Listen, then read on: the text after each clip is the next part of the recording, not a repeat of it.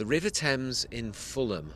When the tide goes out, it reveals a dirty secret. This is where tons and tons of plastic gets dumped by the river. And why here? Why does it end up here? So because the river has obviously a bend in it here, it's depositing. So as the slow movement of the river acts on the inside bend, it deposits down onto the foreshore here. Large bits like this also break down into tiny fragments called microplastics. Researchers say the Thames has the most of any river in the world. One of the concerns is obviously the fish are swimming along, they're then, absorbing these microplastics, and other animals are eating products that have microplastics in them, and then the public population are eating the fish, eating meat that has microplastics, and it's now getting into our bloodstream as well. In Elizabethan times, salmon abounded here. In 1957, the Thames was declared biologically dead. Since then, it has recovered. 125 fish species have been recorded in its waters. Now, though, the issue is plastic. It's low tide here at the moment at Fulham, and the amount of plastic here is absolutely shocking, actually. There's everything here from cable ties to sunglasses to razors. 200 tons of plastic is pulled out of the Thames every year. 80% of it is single use. So this is a female mitten crab.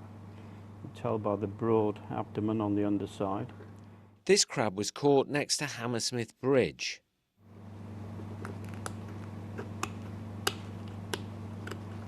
At the Royal Holloway University, they've been studying crabs from the Thames for 10 years. The vast majority of the fibres we find are often quite clear plastic fibres. Some of those almost certainly would have come from the breakdown of wet wipes. This one had tiny fibres of plastic inside, which the crab had eaten.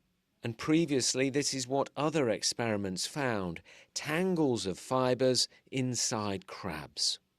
Cutting off plastic at source, where it's getting into the environment, is far more effective than trying to clean it up once it's in the environment. You can clean up the bigger stuff, but microplastics, it's virtually impossible to get them out of the environment once they're there. So it's much more effective to try and cut off that plastic getting into the environment in the first place.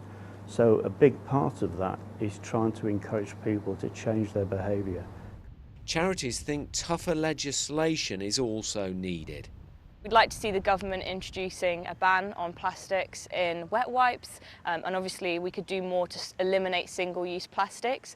Manufacturers need to be careful with their packaging and their wording. Also they could use products that aren't required of single-use plastics, things that can be recycled.